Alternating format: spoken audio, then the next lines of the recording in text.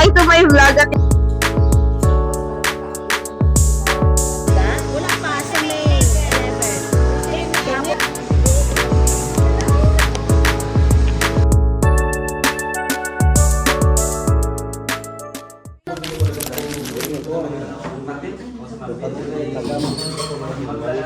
Kaya dugay-dugay ka mo nagsaka. May business pa po na emergency ko. Kaya ang mga trip, ang border, ang Manila. Ako April 17, no? Umutang ko na di pa rin.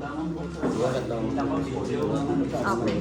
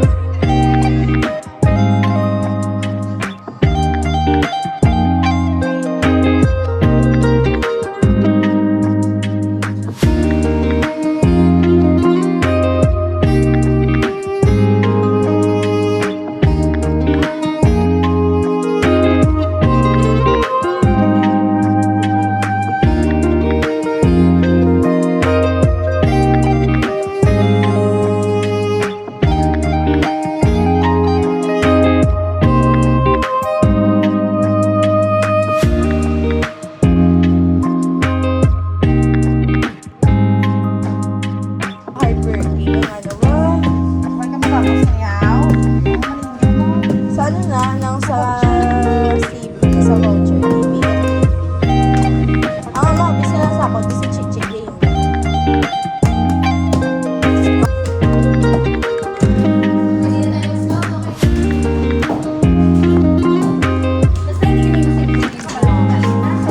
Yes.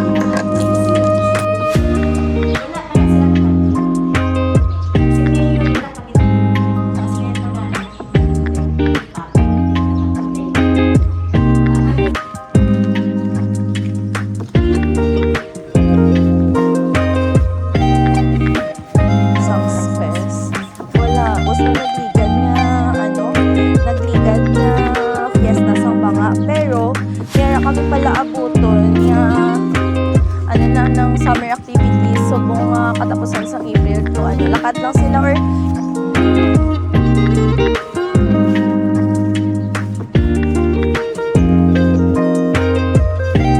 sila sa barangay lang mo.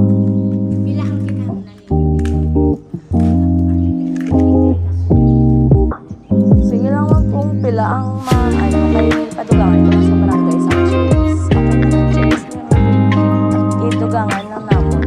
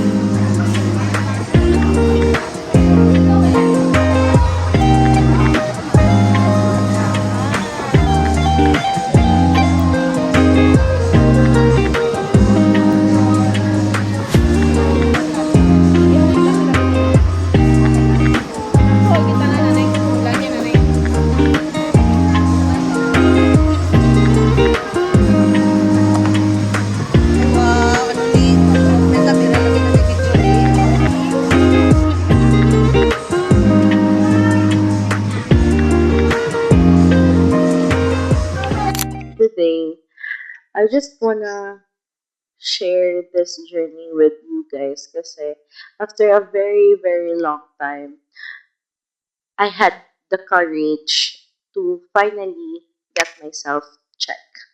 What do I mean by that?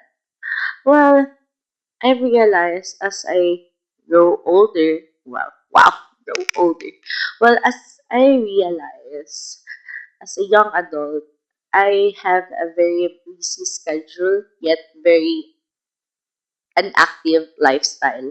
So I'm very concerned about my physical health, well, my general health. It affects how I cope with things. So, madalas ko nag-overthink kung baka may problem ako, ganun. And, you know, last week, I had a medical mission with uh, we conducted a medical mission together with the LGU sa province and the help of Atikat, Dokat Kidlia of our municipal or HU. So, while doing the conduct, medyo madami-daming din tao, but medyo maaga kasi kaming natapos. And after that, parang nagjo-joke around sa ate Kat na, sige na, magpa-check ka na, ganito, ganyan. So, sige na nga, check mo ako, parang ganun. And I suddenly opened up about the issues that I am facing right now as a woman. So, sabi niya, so, niresetahan niya ako. And since nasa medical mission kami, walang mga apparatus doon to verify her suspicion. So, yun, she advised me to get myself a lab test first, and then later, after ng lab test, pupunta ko sa kanya to get a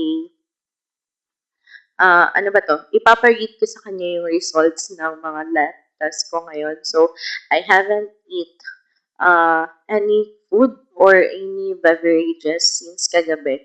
So, nag-fasting na ako and it's currently 10 a.m. or 9 a.m.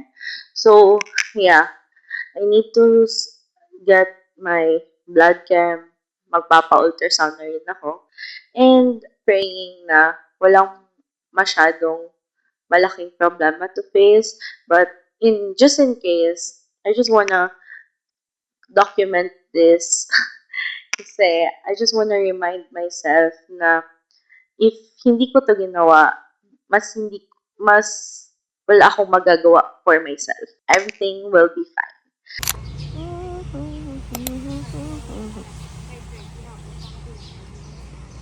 So, funny, wala sila sa ultrasound. So, I need to transfer to another facility na nag-offer ng ultrasound. However, funny lang kasi exactly a year ago, I was here and I was admitted for a dengue and UTI. So, it's funny lang because I'm back after a year with another problem, bitch. So, I'll get back to you guys. Bye!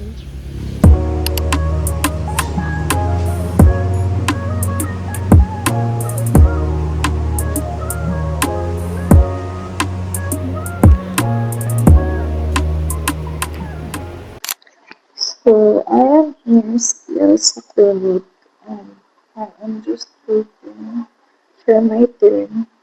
Siguro nandito na ako mga for almost an hour or so. Hindi naman masyadong madaming tao na ngayon. So, I'm just waiting for my turn na lang. I'll update you guys.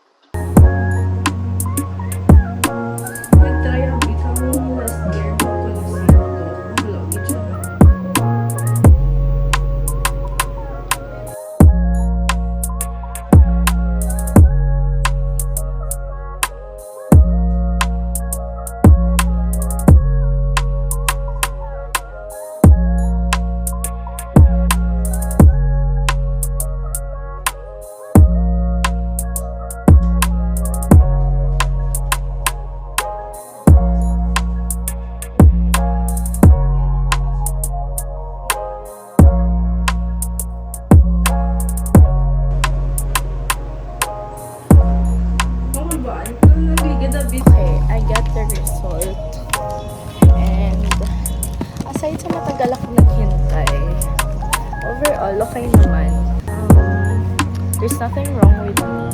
I'll just update you later, guys. Kasi nakain muna ako. I haven't had anything today. So, yeah. I'll get back to you later. So, hi everyone. I don't know why I'm wearing sunglasses, but I feel like it's so cutesy. So, let me wear this sunglasses. Actually, kakadating lang to kanina. In-order ko online. Anyways, so, I know, I'm so sorry. It's been a while since the last clip I took. Kung pumunta ako ng clinic, and I'm so sorry. I said na I'll get back to you guys pag uwi ko, but unfortunately, pagdating ko ng bahay, hindi ko kinaya yung pagod, yung init, nakatulog ako, and I just forgot that video existed. Not until I tried to look for videos from my phone, and nakita ko na I need to do a outro for that video. So here I am in the middle of editing. Anyways, so here I got my lab results. So thank you Lord, because everything went normal. Sinabi lang sa akin ni Doc na I really need to lose weight kasi in her explanation, excess fat could cause extra estrogen sa body. So, it causes hormonal imbalance. So, aside from that, wala naman talagang major issues. Actually, sinabi nga ni Doc, napaka-healthy ng ovaries and yung mga eggs ko. Wala talagang bukol and all. And I'm so thankful for that. Anyways, naresetahan niya lang ako na to. So, naresetahan niya ako ng pamparegla. And then, here's the result. So, yeah. As you can see, it says here that unperverted uterus with thickened endometrium, normal ovaries. So, all in all, wala talaga tayong life risk or anything na need ika-stress. So, finally, makakatulog na ako ng hubig sa gabi, knowing that my ovaries is goddamn healthy. So, I think, yun na yun for this vlog. I hope that after watching this, it would encourage a lot of girls out there to get their self-check and,